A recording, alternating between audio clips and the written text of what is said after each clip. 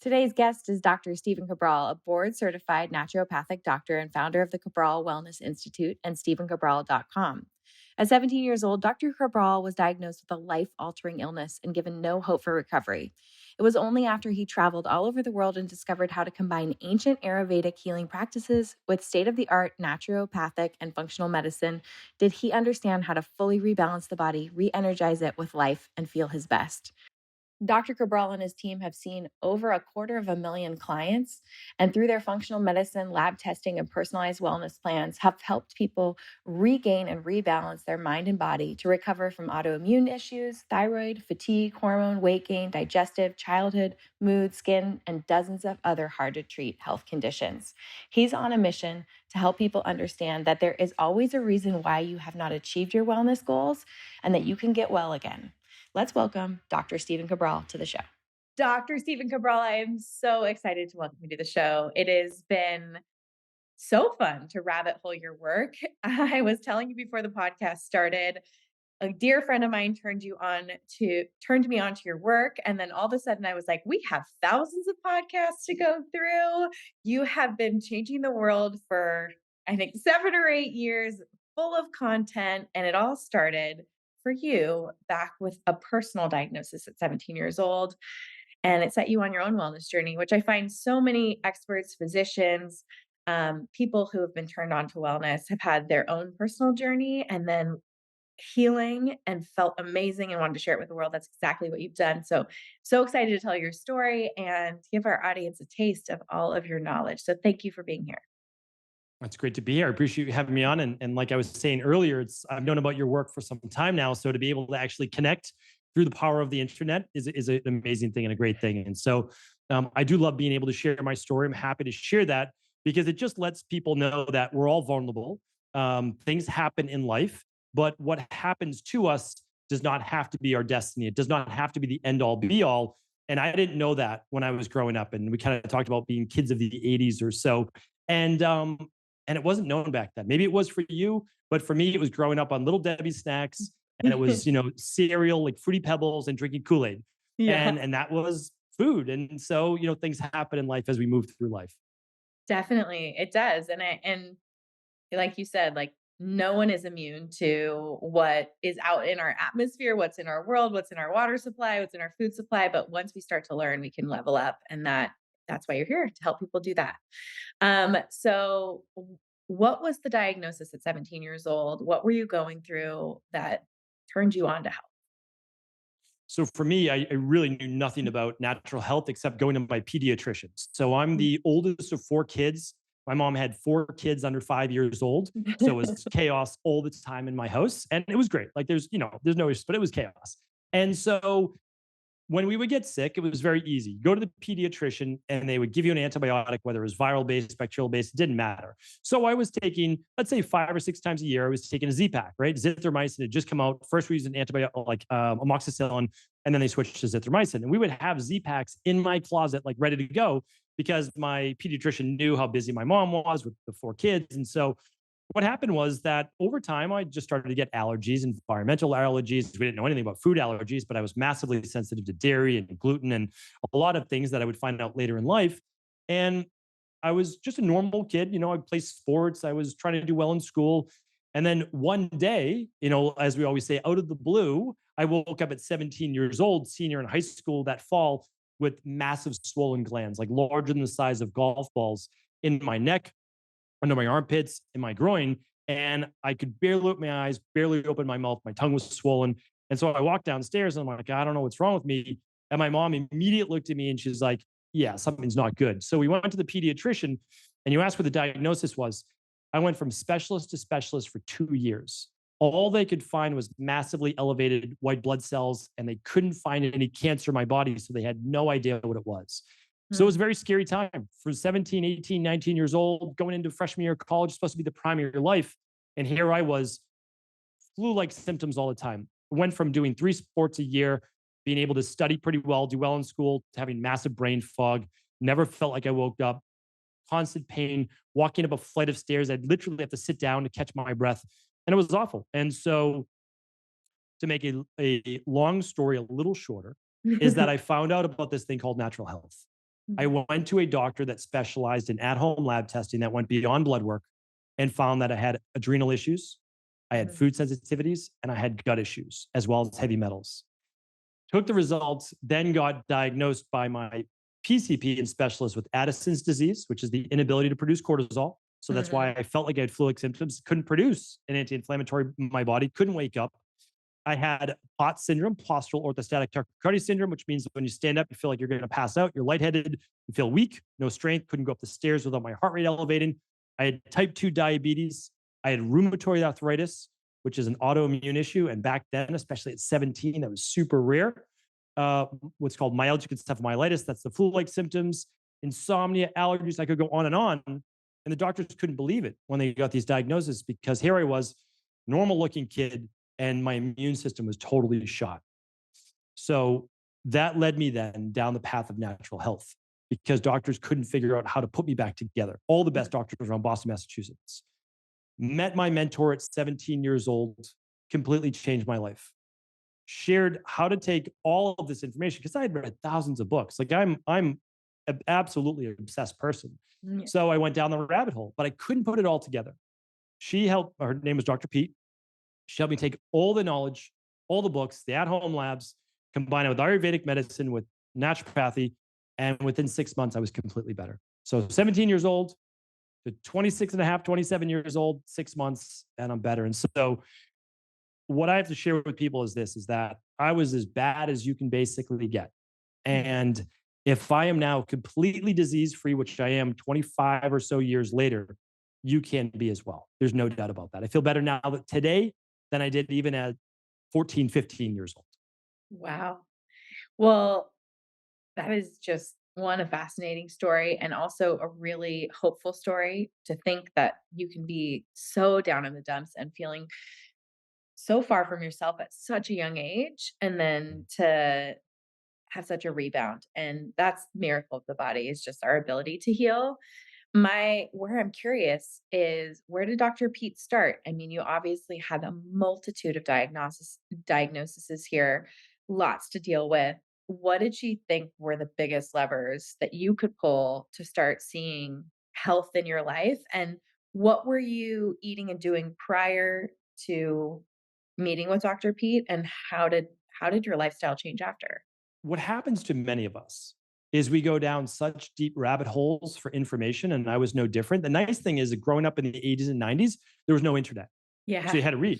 And so Yes. you read books, not articles. And books allow you a deeper level of knowledge, of Mhm. gaining wisdom from something. Because basically, if someone reads your book, or they Mhm. read a doctor's book, or they read a like mental health therapist-based book, because I want to talk a little bit about mental health, they write it after like 20 years of practice. Right. Hopefully, you're not writing after a year of practice. So you get like the person's best stuff after Yeah. 2 decades. And Mhm. so, like, that's what people are really missing today. But the problem is then you're overwhelmed with information.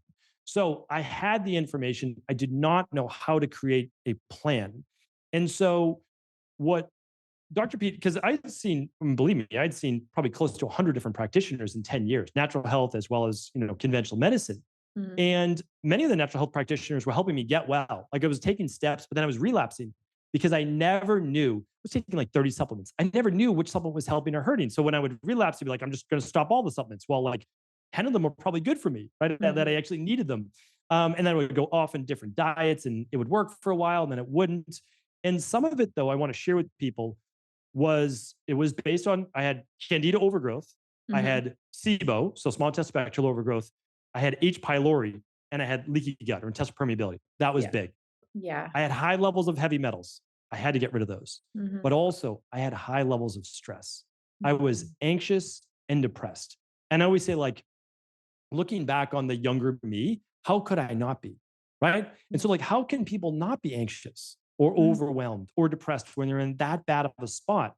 But what she helped me do is to understand, listen, you're not that far away. I can help you. She didn't say these things, but like a good doctor or practitioner, they basically, it's almost like I've got you. Yeah, they And for remind you of whatever your reason, power. and I trusted her. She Yeah. was like a very unintimidating 70-year-old woman, and it was very, very helpful. So what I try to help people is I say, if you can only do two things, clean up your diet and your gut, and reduce stress.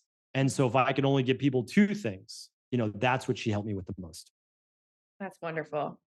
And so now, fast forward, you have this amazing practice. You've completed over 250,000 client appointments. People wanted you to franchise and break out. And instead, you went down the internet path and the podcast path to share this knowledge with even more people because it's exactly what you say. It's getting this information in our head and understanding we have the power to heal our bodies. There are things that we can do and maybe things we're not thinking of that are causing our distress and pain and Yeah. diagnoses. So, looking at today's day and age, and after your mentor, Dr. Pete, when you're sitting down with a client or a patient, or you're sharing online, what are the most important things you think people need to address to level up their health? So what I try to share with people is a educational foundational approach. So I always share with people, listen, taking nicotinamide mononucleotide or transresveratrol or ubiquinol as supplements, if you know those names or not, that's okay. Yeah. But it's like, that's the icing on the cake. Yeah. Do you have enough methylated B vitamins? Are you getting Mhm. enough vitamin D? Do you have enough like protein, amino acids in your diet? Not going overboard, but like, do you have these things? Because if not, NMN doesn't really matter, right? Yeah. Like it's great, but it does not matter. And so I want people to address a foundational approach, meaning that you can eat the best foods in the world, but if you have candida overgrowth or bacterial overgrowth, you're going to think that the only thing you could do is a keto diet or a carnivore diet because when you eat carbohydrates, you get bloated and you get gas and you get breakouts and migraines and allergies. And I get it, I understand. But that is because there is an underlying issue. When you eat foods that are fermentable, you start to ferment them. And so, what I like to share with people is like, let's go with the basics, let's go with the foundation, then we can build off of that. So, I always try to provide education first because you need to know the why before the how. So, as practitioners, we can give you the how, but if we don't tell you the why, then you're going to stop at the first obstacle or challenge you encounter, which everyone does. So Mhm. that's my approach. And my ultimate goal, honestly, with starting the podcast was as practitioners, we need to open source this information, right? Right. Like, how many people can I work with? Okay, I can work with about 2,000 people per year, right? For Mhm. myself, appointment wise. But with my team, we can work with about 20,000 people per year. Okay. But now, if we can get labs, if we can get like actual teaching of that, we can do about like 100,000 or so labs a year. So we've done like a half a million labs, at home labs. But then if we can just get people to empower themselves and to learn more, how many more people would be able to benefit? So that's how we look at it. We're ultimately trying to open source all of our protocols, all lab testing, everything that we do. So that's the ultimate goal. It's awesome. I was able to take one of your lab tests recently, and I don't know the results of it, which is really fun. Like I was telling you before the podcast started, my podcast producer, Olivia, was like, "Are you sure you wanna do this?" And I'm like, "Of course I wanna do this." Like we said before, I am a human. I'm a normal human. I'm a mom with kids. There are times when, it's never gonna be perfect. You try your Mhm. best, but it's these type of results. It's the yearly, labs that I do that inform me. How are my methylated B vitamins? Where is my vitamin D level at? How's my iron and my ferritin? Because I can only feel better when I have that information. It's like it's the education and then the knowledge that gives you the power to make change. And so I'm super excited because one of the tests that you offer, the minerals and metals test, which is a hair sample, I sent in prior to this podcast, and so you're going to be able to tell the audience what does this test do, what does it look for, how can I empower myself to be better, and what do my results look like? Yeah, yeah, absolutely. So this is one of the what we call the big five lab tests. So in addition to your blood work that you should run every single year. So you go to your PCP or you decide to do it online, however you want to do it. You run the blood work, and the blood work diagnoses disease. It's very binary for Mhm, most PCPs. Right now, there are mhm, different types of doctors that will go deeper into it, but it's basically okay. Let's say I don't know. Let's say that your BUN level, your BUN is like 1 point below out of range. Okay. mhm, Like, or are your kidneys really that healthy? Right. Like, I don't know. I would say at this moment in time when that blood work was done, no, they're leading towards more of a disease based state. Right. But if everything looks good, you think everything is good. So I would have my blood work run and I felt terrible. Clearly something was wrong with me. The doctors admitted that, they just couldn't find it. So these at-home lab tests are what are called functional medicine lab tests. And they look at medicine and health in a different way. Instead of sick care, they're looking at it in terms of health care. And you're looking at the underlying root causes of why then your blood work may be off in the future. So you do this because it can happen years before. So the big five are looking at your gut levels, vitamin levels, mineral levels, heavy metals, food sensitivities, hormones, and then inflammation. The one we ran is called the minerals and metals test. I'm glad that you ran that one because it is the most approachable. It can be done for 3 years old and up. So kids can do it too. And it tells you something very specific. It looks at so how the test is run, because I want to kind of demystify this. If people don't have their blood work run, they're kind of sometimes skeptical. And I get it. Like I Yeah, they're literally like did my hair, internships. urine, skin Right. scrape. I don't know. Yeah. Well, and I was skeptical as well. My internships were literally all over the world because I was the biggest skeptic. And I said, if this natural health thing is really something I'm going to do, I need to make sure it works. And so with hair, it's used by NASA, it's used by the FBI. They use it on PubMed for metals testing for pregnancy. And so it's legitimate. Your hair is a protein. They take the hair, they burn it to an ash. Obviously, as a nutritionist, you know this. Like that's how you can look at the minerals in foods, right? We just Right. burn it, we look at to an ash. You can say, oh, lemons are high in potassium because you're actually analyzing what the minerals are, right? So we're doing the same thing with your hair. And what we do is we go over your minerals, like your electrolytes that we're going to talk about right now, your trace minerals, and then heavy metals. So, in my opinion, this lab test alone is worth it just to see if you have high heavy metals, right? Because we're Right. in a pretty toxic environment. So, the first four we look at are calcium, magnesium, sodium, and potassium. So, we're going to go through your lab.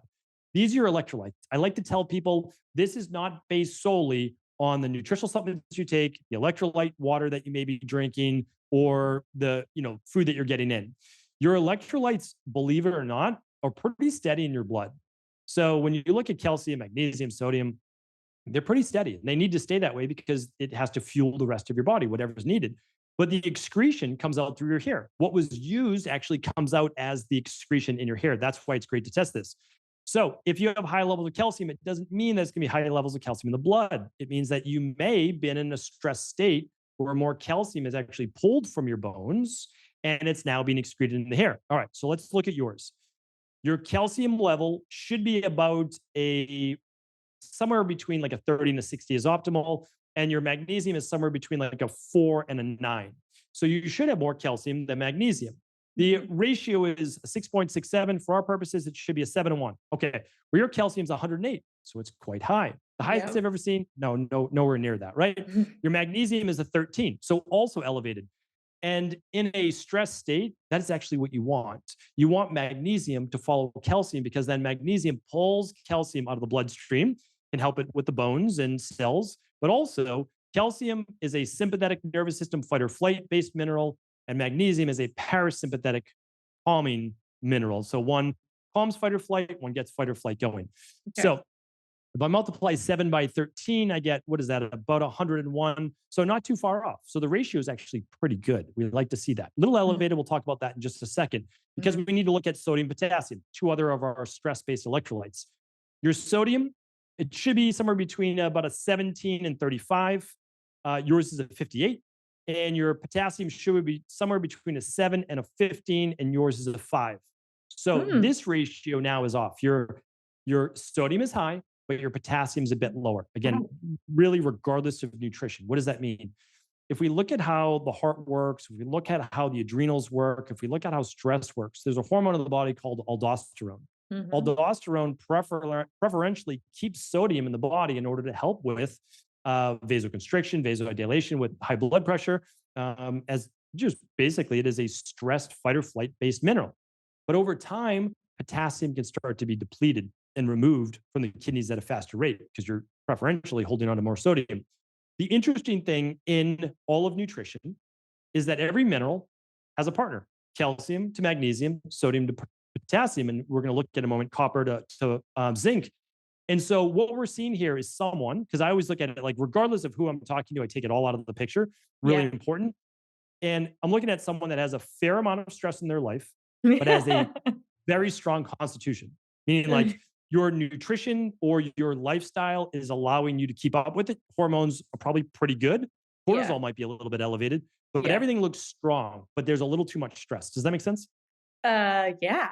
I mean, I would say everyone who's followed along with me knows that I went from a rent controlled apartment in Brentwood to buying, I'm the breadwinner and only income in my family, to buying our first Mm. home and doing about 18 months of remodeling, finding out accidentally I was pregnant with our third child, and kind of dealing with probably the pinnacle of stress in my life at the Yeah. end of last year. So around October, November, December, where I just went, got to make all the bills stop, got to slow it down, got to pull back Mm. on clients, got to slow down the number of podcasts I'm doing, need to reevaluate what I need, what my family needs.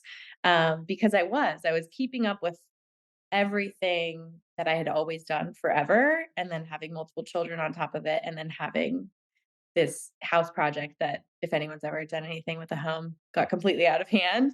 So, this doesn't surprise me at all. I probably could have told you that that you might find something like that, but it's just I think it's a really good reminder that I'm on the right path to kind of lowering those stress levels. This is the first maternity leave I'll take with team members in place Mm. to be my boundaries and kind of like hold those walls up for me while I'm out with my third. So I'm very much looking forward to that planned break and Mhm. just time to kind of regroup.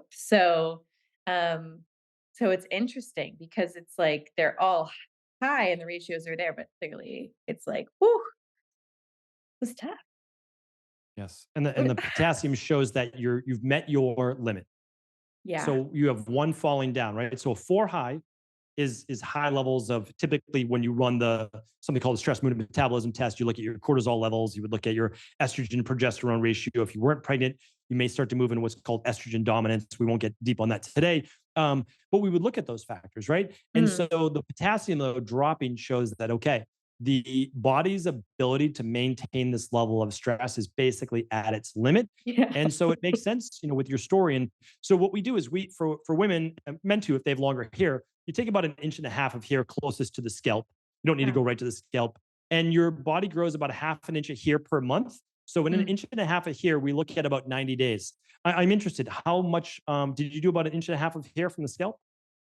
Yeah, so I guess it would have still been in the new year. It would have been like, um, it right. I mean, I Maybe like have lot. December, January, February? Yeah, somewhere around there. Yeah, Yeah. it's basically, I think December was the hardest month because it was just, without giving too many details, I kind of was like, "Oh, I'll just change a few things in this house." And we started changing some things, and then I never had a construction loan for that, so I was kind of bootstrapping the changes we were Yes. making month to month and then being like, "Okay, and I also need to pay Uncle Sam in December." So, like, it just was It's a lot. a financial burden that I had never put myself in that kind of a situation before, and it was all on me. So, December was probably, like I said, it's just not something I'm used to because I'm really conservative financially when it comes to, like, how I save for my family and the purchasing decisions I make. Like, I'm pretty much a minimalist when it comes to I don't have a clothing issue, I don't go shopping all the time, like, it's Mhm. pretty minimal. So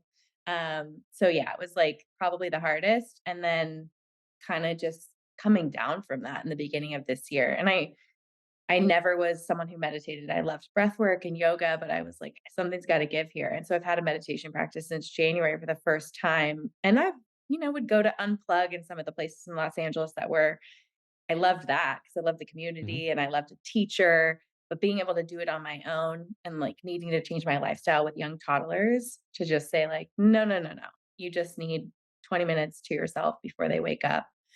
So a lot of things changed for me. I also spent the previous year not sleeping because my toddler wasn't, he would still wake up Yeah. in the middle of the night. And I thought I could handle this, but I really couldn't. So, you can't really preach health without like prioritizing your own. And for a lot of, I think, parents who are running their own businesses or are really involved with their kids, you kind of just go like, I got this. And that's sort of my mentality. But at a certain point, obviously, but your labs show it differently. You're like, Yeah, and that's you why don't these got this. yeah, yeah. Well, it's you do, but then there are repercussions in the long run. So like Right. that's the And I thing. It's don't like you want could those. right, exactly. So you can push through it, but you don't want to burn out and you don't want to get to the point where then you're more anxious, irritable, overwhelmed. And you end up with, low mood, low libido, low energy, low endurance. Like it's all the lows. You start losing muscle mass and that's more catabolic state. And unfortunately, though, it is where a lot of moms end up. And it is because they're staying up like they're waking up every hour and a half and then they have to be on all day long. And then for you, and then you have your career. So there is a lot. It is a lot. And that's what we're saying. Like that is part of the overall life management based system. And a lab like this just shows you, hey, this is what happens when things start to pinnacle. But okay, eventually the construction's done. Yeah. You have your child. And so like it's reprioritizing. We all have these seasons, right, of life. And so we have to be able to move through them. And the nice thing is you retest this in 6 months and you'll see a different result. I'm excited to do that. This is, I think, where people can feel discouraged about blood tests, diagnostic tests, like any type of functional MD, when they work with them and they do a bunch, whether it's like GI maps or NutriVals, or it's like you see where you have a place to improve and you don't see yourself as broken if you just go like, oh, well, it's just if you're trying to improve your VO2 max or your strength, you're like, Yes. this is my baseline and I can get better. And you take that mentality, it's a completely different feeling. Like you know, I'm excited to use this as motivation to even be stricter with my boundaries around maternity leave and really look at it as a season of healing and grounding and making sure that I'm the antithesis of stress. So I'm working on Yeah, agreed. Yeah, absolutely. it. And there are a lot of practices, and that's why like binaural beats, meditation, doing a sauna, a walk. It's like one is going to stick for you, right? So like I always tell people, there isn't that one thing that you have to do, but find the thing that you will do and that will work for you. And I love the 20 minutes. And there might be a little bit of a hiatus from that as well. But like getting some time to yourself in the morning to center yourself is one of the very best things that you can do. We could do a whole podcast on that. But yeah, it's Totally. extremely important because if you are a parent and you do work and all these different things, it's like the rest of the day is other people's time. But Right. you need to have a little bit of your own time to feel like you've taken care of yourself so that you can then be there for everyone else. Once I started doing that, it was a game changer in my life for sure. I So agree. And for any mom listening or dad listening whose children wake up early, I would say investing in someone who can support you through sleep is so critically important. For us, it was, I was just not commiserating, but just really empathetic with other moms because my children would wake up between 4:45 and 5:15. So setting an mm, alarm earlier than that, I was like, I just need to sleep. But it was always catching up, like feeling like they yes. were waking me up. I wasn't waking them up. And I did make an investment in January. And now my children sleep 7 to 6:45. And I feel like it was the best money I ever spent on anything ever. So I think Sleep is a crucial factor. find Yes. what lever you can pull to change your life. And for me, that was, getting good with sleep boundaries and helping my children, knowing just like the cognitive development side of how critically Mhm. important it was for them to be sleeping too. So that was motivation Agreed. in itself. All right. What else do you have for We've me? got more markers here. Yes. So, what we like to tell our wellness clients is that we do not look at iron on a hair tissue mineral analysis unless it is very high. And that Mhm. can then be a sign of what's called hemochromatosis. And we would then say, we recommend going to your PCP and having blood work done for your iron levels. And we spoke about a little bit earlier, your ferritin, TIBC, et cetera. Mhm. So, moving on then from there, we spoke about two numbers called copper and zinc. So most Mhm. people have heard about zinc lately Mhm. because it's so important for your immune system, right? But it's Right. actually one of the most anabolic minerals in your body. It helps with the growth of muscle tissue, of hair, of skin, nails. Like zinc is an anabolic mineral that helps the repair. So I always look at these two numbers together, and the ideal ratio is about a 1 to a 15. So like if you were to look at it in supplements, it's like 1 milligram of copper versus 15 milligrams of zinc. That's basically like the perfect ratio. Mhm. And so you have ideal copper, but your zinc's a little bit high.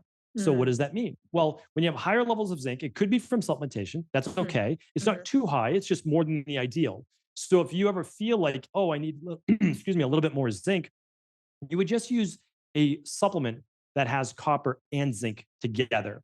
And then Yeah. what that does is that gives you the benefit of keeping those in ratio, because it's not just about having your numbers at a certain level. It's about ratios. Because let's say that you have functionally low levels of copper compared to zinc, you can end up with more skin rashes, allergies, what feels like learning disabilities, ADD, ADHD, executive functioning disorder.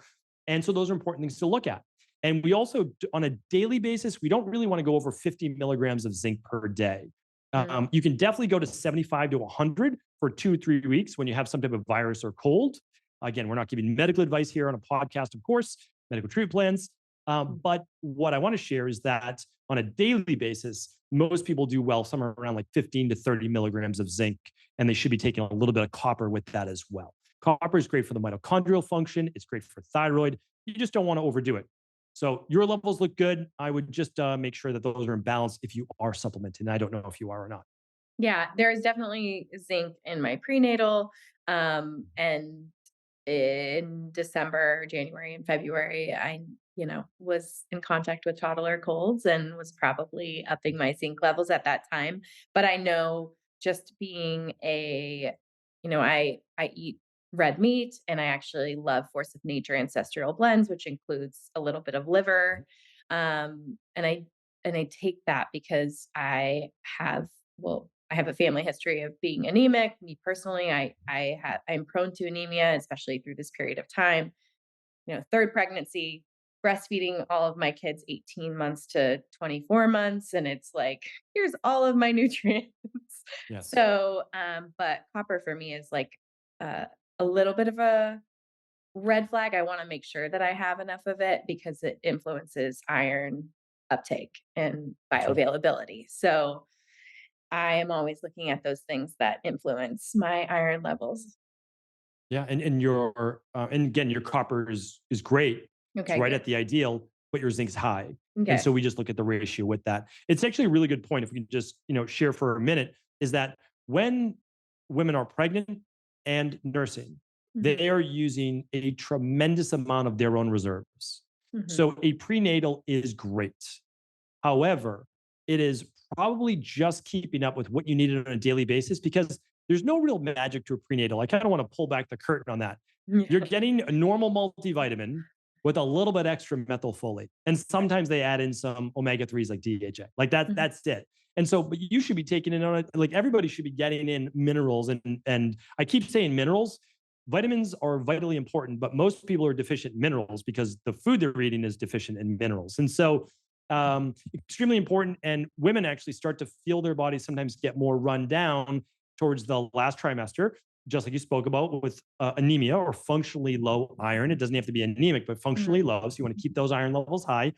But also, while you're nursing, it's not the time to stop a prenatal. It's not the time to stop with good nutrition and getting in all of those nutrients, because you are literally creating life with your life. And I mhm. just want to mention that because we see women's levels really low. Your levels are good, but most women we see actually with really low levels after pregnancy.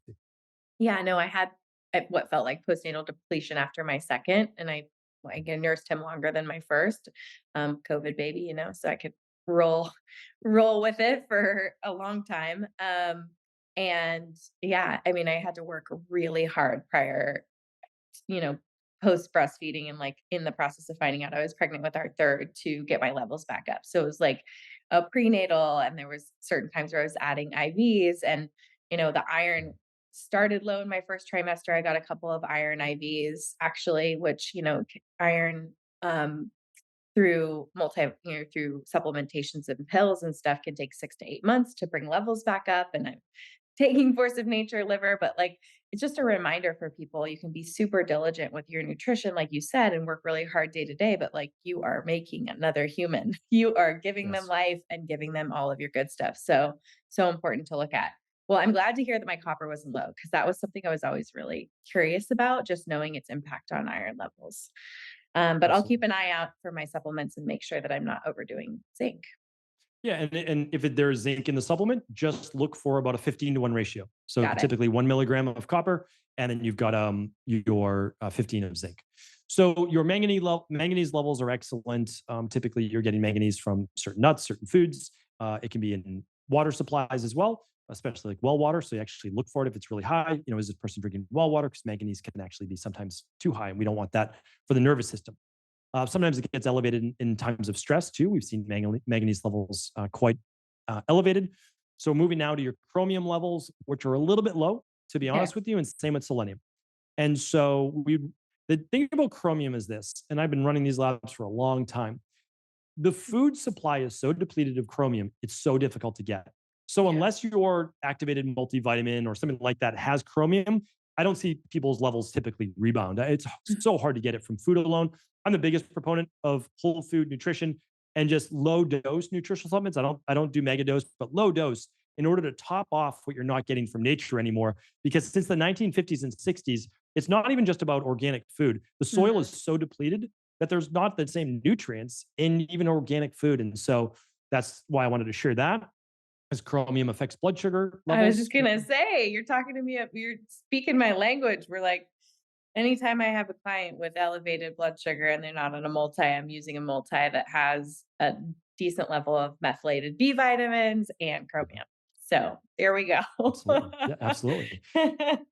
And then your selenium, I would love to get that up a little bit as well, because selenium is a very powerful antioxidant. It's actually used in detoxification with the liver, and it's used for the thyroid. And so Mhm. when you look at that, it has such a big play in the body that most people never talk about. They're like, oh yeah, it's great for your hair, skin, nails. Sure, yes, it is, but it has a much bigger role besides the external as well. So we want to give that a little bit of boost. Honestly, whole food alone, if you didn't want to use a nutritional supplement, then Brazil nuts. Brazil Yes, nuts. and I'm Mhm. sure you know that. Yes. So just a Brazil nut a day. Not people's favorite thing, but I know you're a proponent of smoothies. I'm a huge proponent of smoothies. First thing in the morning, easy to digest, all the nutrition you need. Throw one in the blender, and see if that works for you. So you can do that. Of course, you can get it through supplementation. Your phosphorus levels is the last one before we get to heavy metals. This one is just a little low, but Okay. for me as a practitioner, I want everything optimal. Like this is about Yeah. health optimization, right? And so for me, okay, what are the reasons that someone could be low in phosphorus? The first one is they may be stressed, like we Mhm. saw. And so it's actually breaking down. Like you're not getting the same level of phosphorus that you need for bone regrowth. It's possible. It's possible. The second is that the person might be eating too low of protein in their diet. It's possible. Or it's simply a cofactor. Are you getting, that's why we like to do additional tests as needed. Are you getting the vitamin D, the calcium, the magnesium, the vitamin K, the things that you also need in order to work with phosphorus itself too? So that's kind of like the next step that I would go. I would look at those specific vitamin levels and calcium, magnesium. I would just make sure we top off your diet with a little bit more calcium, magnesium as needed, or supplementation, just to bring those phosphorus levels up. And the reason is that it could just be from also creating two lives and now creating a third, because Yeah. phosphorus, no doubt about it, is being drawn from your body too. To create strong, healthy bones, teeth, all those different things as well with that third child that you are bringing into this world. So it's interesting, even though in looking at my calcium magnesium levels and seeing them high, you would still consider maybe supplementing with calcium and magnesium and other minerals to to top those off and get them to an optimal level. So in just looking at the minerals in general, I know we talked about the soil being depleted, and I'd love for you to expand on that. And then what would be the easiest way to incorporate these type of minerals into knowing that I'm a smoothie lover, I'm happy to take Yeah, supplements. Like, I think for me, I love to have things be really strategic and I'm a mhm, minimalist. So, yes, when I can, I'm like, what can I get in one multi or one easy? I tend to leave my personal functional MD appointments and I don't like to leave with a Costco size box of supplements that's right. and a I agree. schedule. Yes. So Yeah, we use a help a little sister vitamin out. box. Yeah. Yeah, Yeah. yeah. No, I Yeah. totally agree. But the first point you brought up is the best point, because if you're looking at your electrolyte levels and you're like, oh, I'm taking in too much calcium, magnesium, for the everyday listener out there, that's actually not the truth. If those are elevated, they're elevated most likely because of elevated levels of stress. And Mhm. so now you say to yourself, do I need more or less? And it's actually, in most times, it's the magnesium that you need a little bit more of. We know, like, you probably interviewed a lot of people before saying magnesium is like one of those minerals, one of like the top 10 supplements you could take that most people are likely deficient in. And they're most likely deficient in it, honestly, because of stress. We live in a really stressful world, not just from our mentally emotional like interactions with the world, but also physiological. Like all the toxins and chemicals that we are exposed to, there's over 100,000 man-made chemicals in the environment. And Yeah. you need magnesium for what over now it's like every time I see it's like a new stat. It's like it was 250, now it's like 300 different transactions. Like it's an insane number. We'll just say you need magnesium in order to live a calm, relaxed lifestyle, to be able to turn that mind off and turn the nervous system off. So typically, what we are using is a Cal Mag type supplement. So those are absorbable forms of calcium and magnesium, not high level. I like to get calcium mainly through food. It is difficult, especially if you're not doing a lot of dairy in your diet, which I'm not typically recommending for a ton of people, especially cows based milk, because it's such a poor quality right now. So I'd rather go with sheep or goat, or anyway, there are other forms to get calcium as well through your greens. But what I want to share with people is usually you need a little bit more magnesium, especially towards the end of the day, to calm that central nervous system, get a good night's sleep. Mm-hmm. All right, we'll keep it at that. So we use something called the daily activated multivitamin that has all your minerals, your vitamins, your detox cofactors, et cetera. You can add it to basically any plan. That's an easy one. But I'll tell you right now, again, peeling back the curtain behind nutritional supplements, there is no one a day. Like there's a supplement out there called one a day. I don't want to disparage the No. company, Yeah. but you don't get anything in one a day. Like I it's know. not happening. Such low So like levels too. Not even close that's to right. functional. I know. So functional medicine, nutritional supplements, they'll all be about 4 capsules per day for a good activated multivitamin. So that's all your B vitamins, your vitamin E, your all those. And you want to look for natural forms of it. So methylfolate instead of folic acid. When you're looking at vitamin A, ideally you want beta carotene instead of the retinol palmate version of it. So anyway, Yeah, a little definitely. aside there, but we still have your heavy metals to go over. All right, let's do And it. so when we look at heavy metals, we're looking at lead, we're looking at mercury, cadmium, arsenic, and aluminum. And lead, hopefully, we never see show up on anybody's lab test. Like that's quite Especially not detrimental, pregnant. especially not pregnant. Exactly. Because it's going to affect the nervous system, neurological development, the brain, and so much more. It's very, very oxidative. So it creates basically a lot of free radical damage to any part of the body that it can come in contact with. Mercury, okay. Well, let's go through 2 others because your lead was non-elevated, your Okay. cadmium was not elevated, your arsenic was not elevated. Well, oftentimes we're getting cadmium from toxic metal-based exposure. We're getting it from some food-based contamination. We're getting arsenic oftentimes from water contamination or rice-based product contamination. So that's a really important one because even for new moms, giving kids rice-based products, if they're not good quality rice-based products, you're giving your kid arsenic and you don't want to do that. And again, not to like make it seem too hysterical, but honestly, like it's a real issue. Arsenic and cheap rice-based products is very high. Oh no, So I that's why we also test kids. 100% agree with you actually. And the only puffs I've ever done are from Serenity Kids, which are a bone broth based puff. And I rarely even do that. And I just even with like rice crackers from the grocery store, I steer clear. Like it's just you just can't because it starts to end up in all of the foods that you can bring home, and you have to be so aware of that. Now that said, like we do Lundberg organic California white Yes. rice, and it says California on the front. I know that those soils are less contaminated because they're not on old cotton fields that were sprayed with arsenic. So you really have ways to avoid that. And I just kind of stick to that stuff for my kids. So, but that at one point in my before I was pregnant with Sebastian, that did come back high for me. So Mm. I'm really happy to hear that it's in a good place. Absolutely. It's very, very low. It's 7/1000ths of a point. And so that's Okay. basically not non-detectable. And Great. everybody's gonna have like a tiny, tiny amount, right? Because you're exposed to it just in the world in general. I mean, these Right. things are present in nature.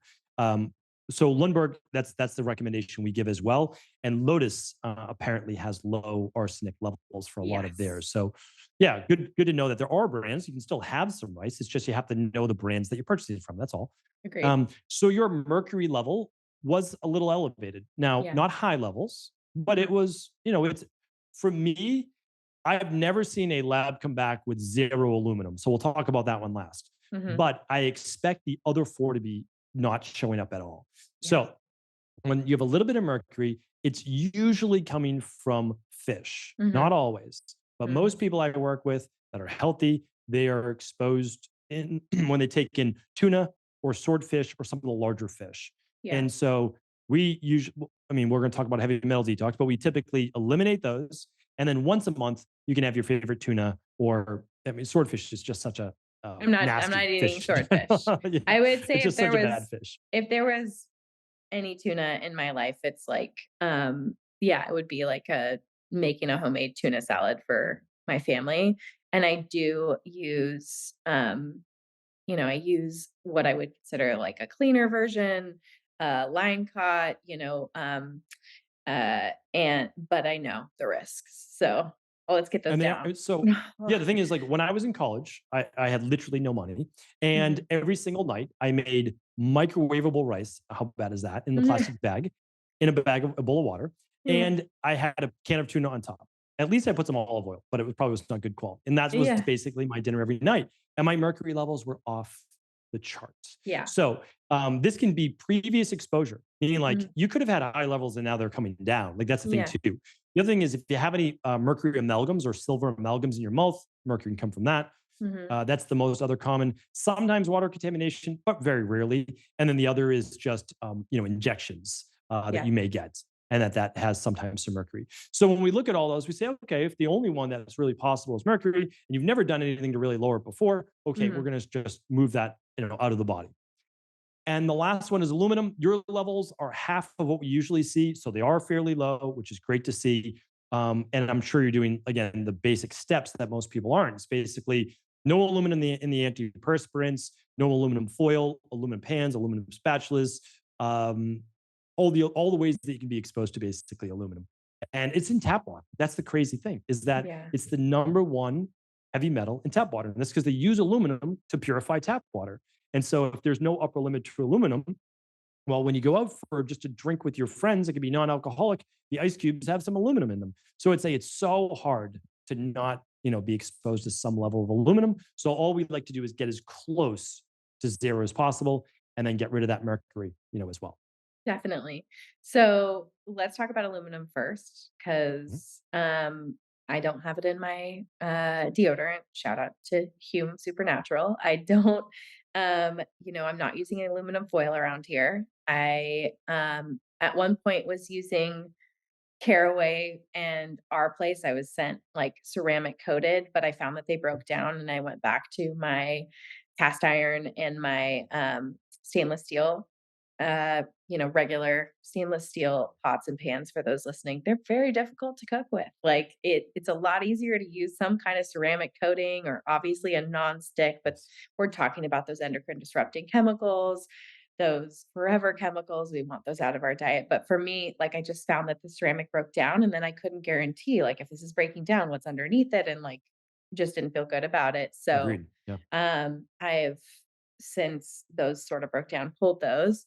Um so when it comes to water out, I mean, we did move into our house when the couple like number one things for me were not as much aesthetic as they were like my water system, Mhm. my RO system, and my MERV 19 HEPA air filter and my in Yes. my HVAC and things like that, good airflow, like no carpets, like picking our, clean mattresses, things like that. But when it comes to ice cubes, when it comes to like an ability to avoid tap water, I can do that pretty diligently.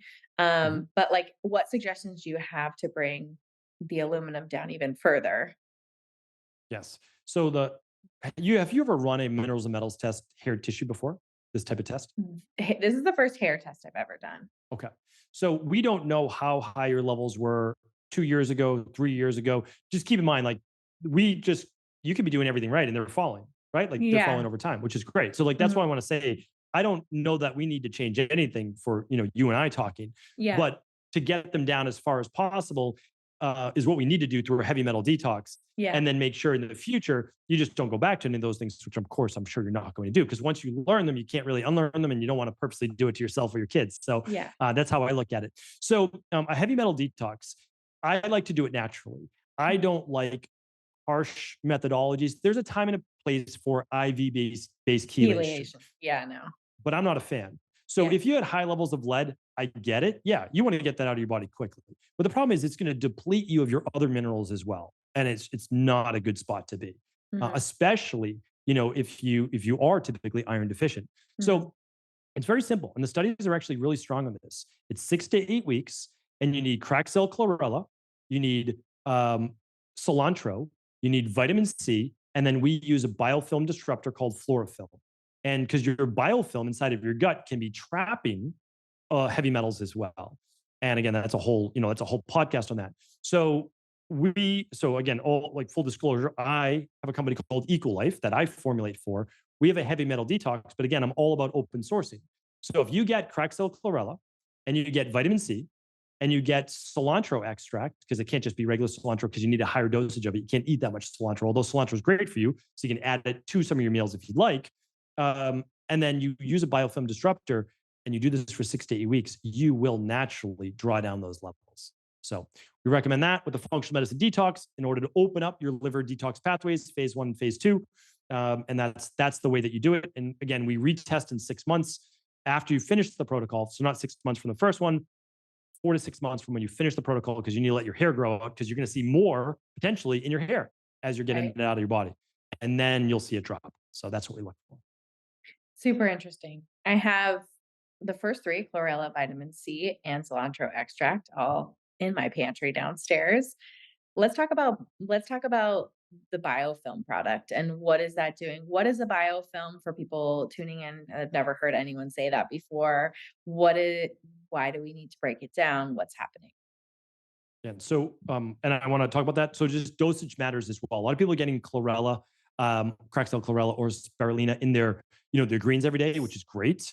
Mhm. But you need like 2 to 3 grams a day. Like you Okay. need a big dosage in order to actually have a larger heavy metal detoxing effect. Once you're good, then you can maintain with a good, fruit and vegetable blend.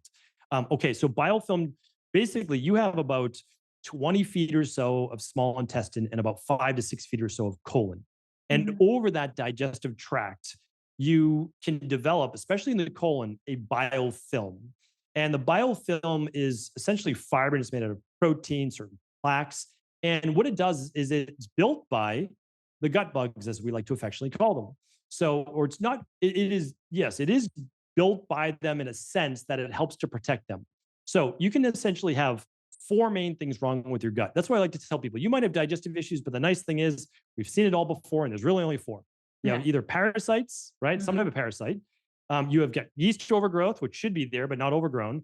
You've got Mhm. bacterial overgrowth which probably should be there, but not in the proportions that you have it right now, or your small intestine has too much bacteria, not your colon, or you have H. pylori, Mhm. and which is another bacterial infection. So the nice thing is we can figure those out. The problem is that most of the protocols that people do, they don't access them because a gel-like substance has begun to grow over those bacteria and parasites that protects them from actually being broken down. Because remember, they're living things. They built their own house so that the elements can't affect them to the same degree, which is why when some people run a stool test, they don't find parasites. You didn't find a parasite potentially because you did a 1 day stool test. That's one Yeah. reason. You always do a 3 day. And then the other part is that they very well may be just hiding underneath the biofilm. And so if we don't find one, but someone has all the symptoms of night sweats, grinding their teeth, adult acne, like we're saying, whether we found one or not, we are doing a parasite protocol, right? Like, so Mhm. like and that's removing the biofilm and then using specific herbs to directly attack the parasites. So hopefully that That was was a helpful. great explanation. When it comes to a heavy metal detox like this, there's a time and a place, I think, for detoxing. Yes. I'm knowing that I'm 36 weeks pregnant right now, and knowing where my levels are, and we'll get to mercury in a minute. When is the appropriate time for me to do this type of a detox? Yeah. And I'm glad you brought that up because there is no detoxing while pregnant or Yeah, nursing. yeah, And so no functional medicine detox, no parasite protocol, no, heavy metal detox, none of that. And the reason is that things are somewhat safe where they are right now. But if yeah. you start dislodging them, pulling them out, it's why you don't do infrared sauna while pregnant or even really nursing. Yeah. because it's less dangerous when nursing than it is when pregnant, but still the ability to pass on that for sure through your Right. milk. And so what we do is we wait until a woman is done nursing, might be a year, might be 18 months, might be 24 months, whatever she decides. Then we go through the detox based period.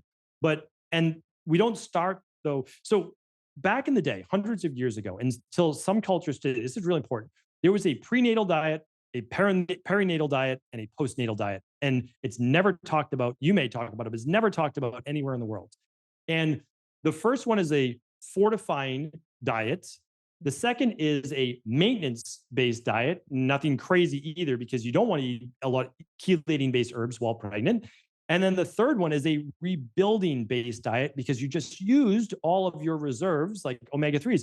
It's so strange. Women come in and say, like, my eyes started to go after I had my second child. I'm starting to get some, different colored spots on my skin. It's like, yes, these are lipid peroxides. These are oxidative stress. This is a lack of antioxidants. Like, it's all these different things. And so the rebuilding phase happens when you give birth, and the detoxing then is in between for many women when you just had your child, stop nursing, and you're going to have maybe your next. That's the ideal time. Yeah, I think I'll be done after this. We'll see. But You never know, it right? was a good thing to flag just because I think, Yes.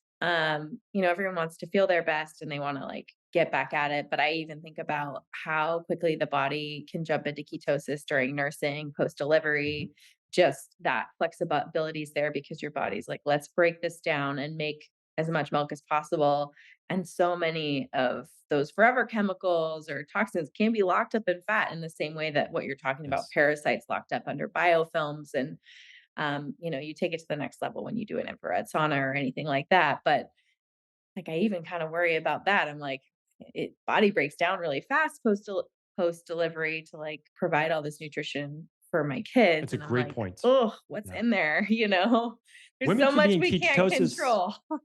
yeah, just overnight. Like if you stop dinner at 5 or 6 o'clock and you wake up the next morning at 6 a.m., you could have depleted your glycogen stores Yeah. for how hard your body is working and being under stress and waking up every couple hours. Like that is not uncommon if you're looking at your levels. And so it is good that you're pointing that out, to women that you need to be looking at all this. And then also there's a time and a place.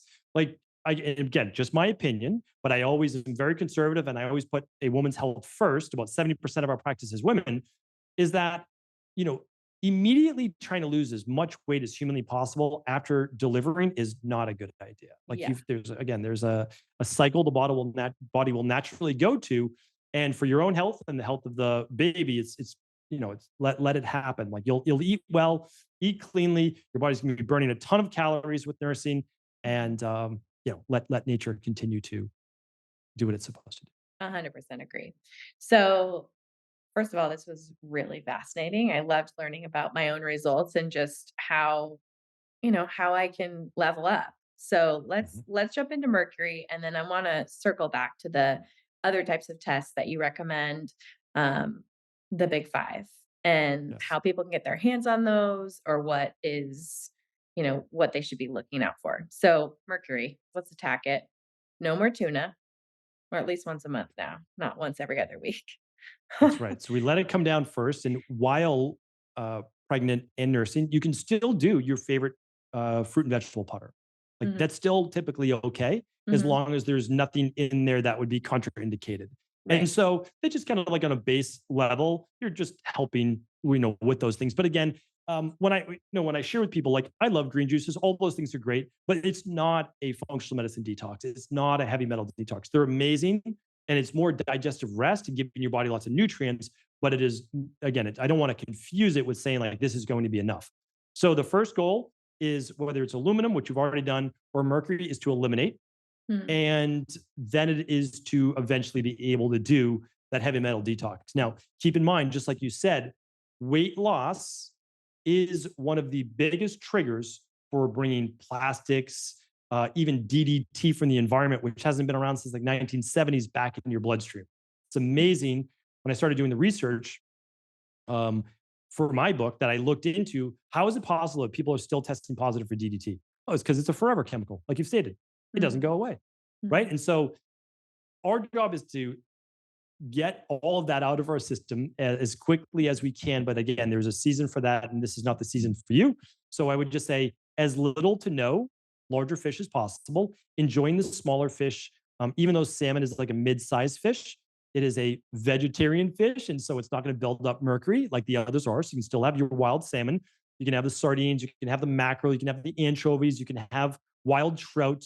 All of those are excellent and great sources for omega-3s as well, because for all women, pregnant, nursing, even non, is I definitely recommend 1 or 2 grams of omega-3s per day for sure. Yeah. And a higher EPA than DHA is now, what's like 10 years, 20 years later, being shown to be much more beneficial. And that's because EPA has now been shown to very easily be converted to DHA, but DHA really difficult to convert back to EPA. We've done thousands of omega-3 inflammation labs to see that. You know, and it's so funny because the recommendation for pregnant women is still just DHA. I mean, they And they say say, omega 3s, DHA, and EPA, but if you go and look at some of the supplements, even at your health food store, it's like a predominant amount of DHA. And that recommendation, you're just like, what are you guys doing? well, and it's because it's so conventional medicine, right? Like Yeah, that's the thing. It's like it's a pill for every ill. So, okay, you need DHA more for the nervous system development, right? Like neural right. tube based issues. So that's why you give it. Understood, but we don't in natural health, we don't like to just pull out a single nutrient, Hmm. right? Like that's the thing. And so you want to take EPA and DHA together. I'm not saying that either, but you really want a 2.5 to 1 ratio of EPA to DHA. And I can again, I for me, there's no guesswork. That's not like how my mind works. I lab test. I've tested tens of thousands of people, hundreds of thousands of people in our practice, but myself, tens of thousands. And I see when because I used to do DHA, higher DHA, like everybody did back in Yeah. like the 2007s and all of that, because like, oh, it's better for recovery from workouts and all that good stuff. But no, when you started to give a double EPA to DHA, you got way better results because it raised DHA, but it also raised EPA. And EPA is better for hormones, mental health, and especially female hormones as well. So that's why we do that ratio. Such a great note. So, speaking of hormones, I know that's one of your big 5. What are the other tests people should look at if they want to level up and feel their best, and kind of find those places where they may be having a problem? Yeah. So the at home lab test, the stress, mood, and metabolism for hormones is radically different than what you have done at your PCP. And the Mhm. reason is that first of all, they probably never told you that the time to run your hormones test for a woman who has a menstrual cycle is days 19, 20, or 21. Yeah, Because I if you know. don't, then it doesn't really matter what the lab results test say, right? Because most people, most women that are experiencing symptoms of a hormonal imbalance, 9 out of 10 are experiencing estrogen dominance. And Yeah. estrogen almost always is normal. Like that's the big secret. It's almost always normal and never elevated. The problem is progesterone is so low that it makes it feel like you have super elevated levels of estrogen and you feel bloating and water retention and weight gain and low mood and irritability and depression. It's like an acne and hair growth. And you're like, well, how's this all happening if I have normal levels? Well, yeah, they're normal, but they're nowhere in ratio. Yeah. And so you test it during the luteal phase and about 7 days or so, maybe 10 days maximum before you would begin menstruating. And that's when to test it. And then along with that, you get testosterone and DHEA because everything tells the story, not just one number. And then Mhm. cortisol levels. And again, most women run their cortisol levels with their blood work and they only get their AM cortisol. Okay. AM's not usually the issue. It's evening is elevated. And so now you're not getting proper sleep. And that's not enabling then all of the repair processes. And you're not eliminating then estrogen very well. So estrogen is hanging around longer in the bloodstream. Anyway, and go on and on about the follies of conventional medicine blood work, but I won't. So So then there's vitamin D, which is a big so part of the hormones. real quick though, this test, the stress, mood, and metabolism, I think is what you called it, right? Yes. And also the test that I got done, the minerals and metals test. These are at-home tests that people can order from your website, both of them? Every single one of them. Yes. Okay, So you and need a with or doctor to with sign off on them. okay, We just okay, sign off as a doctor that, okay, you are good to take these. okay. And so for the one I did, that's easy. You cut a little piece of hair and put it in an envelope and send it in. And for stress, mood, and metabolism, is this a urine analysis It is or saliva for saliva? hormones. Okay. That's the most important. And then it's also a blood spot card because we test your thyroid, vitamin D, hemoglobin A1C, and insulin. And that can Mhm. only be done with blood. So Right. every compartment, sample of the body gives you a little bit different something to look at. And so again, people are running their TSH without looking at their evening cortisol. And it's impossible to know what could be affected. And they're not running T4 and T3. And so if Mhm. you don't know what your T3 is, it doesn't really matter what your TSH is. We Yeah. run that. And then vitamin D, which again, like if your hormones are off and you have vitamin D of a 31, conventional medicine tells you you're totally normal because the range is 30 to 100. Well, Mhm. yeah, the range is 30 to 100 so that you don't get, rickets. But Yeah. the range for optimal is 50 to 70 or maybe even 50 to 80. But Right. so that's what we look at. The food sensitivity test, because I could talk about these all day, but the food sensitivity test is 190 foods. This is important though, because there's different types of food sensitivity tests. So Mhm. if we just do a quick look at what are called immunoglobulins, these are basically parts of the immune system that go after amino acids, proteins inside of food, and they have a reaction to it. So peanuts is the most common, right? For talked about, it's an IgE or AGA mediated response, and it causes anaphylaxis, difficulty breathing. Most people in the regular world know that if they eat shellfish, they get hives. Okay, they had an immediate response. There's a food allergy there, right? Or food sensitivity, I should say. Difference between an allergy. Then Mhm. there's IgM, which is like 12 hours to a day later, you might have a reaction. It could be brain fog, could be joint pain, lethargy, low mood, skin rash, etc. But then there's IgG, which is almost impossible to detect because it's 24 to 72 hours later. And Mhm. so that could be like, why are you feeling the brain fog and the inflammation, those things, a couple days after eating the food? And there's a lot of controversy over this test. But to me, it's always like they use it at Boston Children's Hospital. They use it at all the major hospitals. What we have to look at is that people say I show up high in foods that I've never even eaten, and yes, that is because there's cross reactivity between certain foods, and there are amino acid strands in foods that are very closely resembled to another food as well. And some people test very high on like 20, 25 foods, which I did when I was 19 years old and did this test. And the reason is, it's not that you can't eat anything ever again, it's that you have such massive gut permeability that everything is coming into your gut undigested or into your bloodstream. And your immune system then is going wild because of all these proteins that should have never been there in a larger amino acid strand. And then you end up with an autoimmune issue and you're like, how did all this happen? Mhm. Right? Well, it's like, well, Starting in your intestinal gut. permeability is yes, 90% of all autoimmune issues are gut-based issues. And so we have to look there first. So that's the food test. We did the minerals and metals. Then there is the omega-3 inflammation test. It's an amazing one. We just talked about that with the EPA and DHA. Those are your omega-3s. Then there's omega-6s. To omega-3s, omega-6s are more inflammatory. We need them at about a 3-to-1 ratio to omega-3s.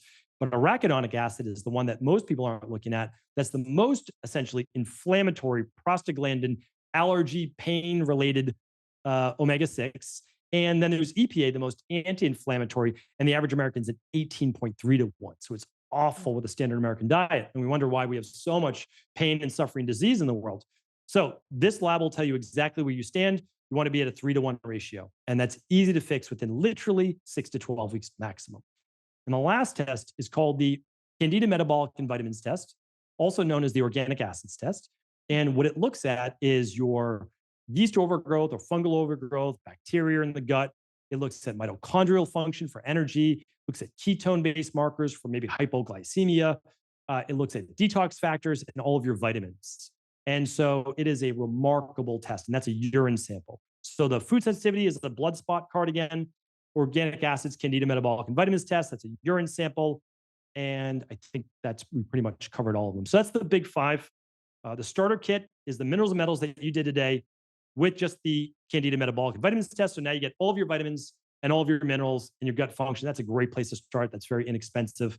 But I always let people decide, like, whatever you're interested in, start there, because Yeah. then it'll motivate you to take the next steps. And then maybe in another 6 months, you run another lab. That's when I was 19, we couldn't afford the big five. Mhm. Back then, they didn't call it the big five, but we Yeah. couldn't afford it. And so we ran 2 labs. And then 6 months later, we ran 2 more labs. And that's totally fine Yeah. because it's also maybe even less overwhelming. And so whatever works for the person Mhm. is how we want to help. That's basically it. Well, I love that approach because I think it can, like I said, be really overwhelming to run everything all at one time. It's only been after years and years and years of kind of getting these functional labs run personally that I'm like okay with getting all the labs and then sitting down with my doc and saying, "Okay, that's great. So things are not so great, but like where am I going to pull? Like what's the biggest lever? Yes. Where am I going to get the biggest bang for my buck if I try to improve it and focus on this and then can we retest and see where I'm at because it can. But I love how comprehensive the big 5 are if someone really wants to take it on. I love that they don't have to, see a concierge doctor or make a huge Mhm. investment and that you're really making this accessible to everyone. That's one of the reasons why I wanted to bring you on the show and talk about these things because the financial side of it can be a really big investment and you want to make it in your health, but if you're in a season where you're spending more than you feel comfortable with, like I was Yeah. last year, or if you have a lot going on or you're strapped, like it's hard to find or to allocate the funds to do that. And so, for anyone tuning in, I want you guys to head to the show notes. I'm going to put links, I'm going to put codes, and we're going to make sure that you have access to Dr. Stephen Cabral. Stephen, thank you so much for being here, for like dropping knowledge bombs the entire time. It was really fun to review my own hair sample and minerals and metals on the podcast today. Just like it just goes to show like we all have a place to improve and it's just those little things over time where you're like, "Hey, you know what? I'm not gonna buy plastic water bottles even out anymore, and if